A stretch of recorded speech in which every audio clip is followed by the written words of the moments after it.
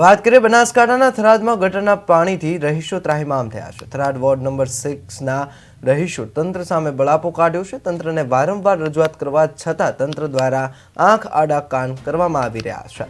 થરાદના રસ્તા પર ગટરના ગંદા પાણીનું સામ્રાજ્ય બીમારી સર્જશે તો જવાબદાર પાલિકા રહેશે તેવું સ્થાનિકો જણાવી રહ્યા છે। વાત કરીએ થરાદના ચામુંડાનગર વિસ્તારમાં ગટરના ઉભરાતા પાણીથી રહીશો ત્રાહિમામ પોકારી ઉઠ્યા છે। સ્થાનિકો દ્વારા તંત્રને અનેક વખત રજૂઆત કરવામાં આવી છે, છતાં તંત્ર દ્વારા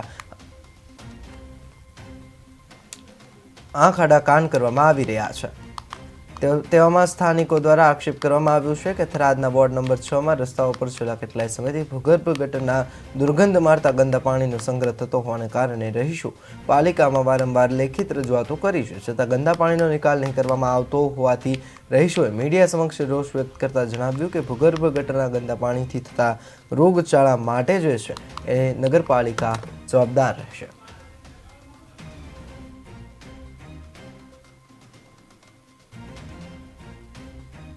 અત્યારે દેખો તમે આંગણવાડીમાં પાણી ભરાઈ ગયું છે। આ વિસ્તારના નાના નાના બાળકો કે જે સ્કૂલમાં ન જઈ શકે એવા નાના બાળકો આંગણવાડીમાં આવે છે અને એમની માતાઓ મૂકવા આવે છે।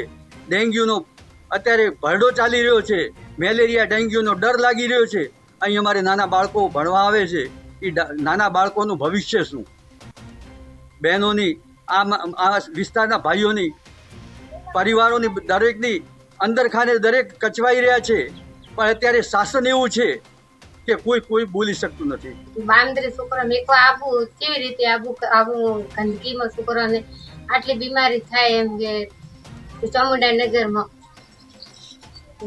રોજ હદાય મેળવા આવું ને હદાય આવવામાં કોઈ કહેવાનું ના હોય એમ, તો કોક વ્યવસ્થા હારી હરકું કરો એમ। અત્યારે દેખો તમે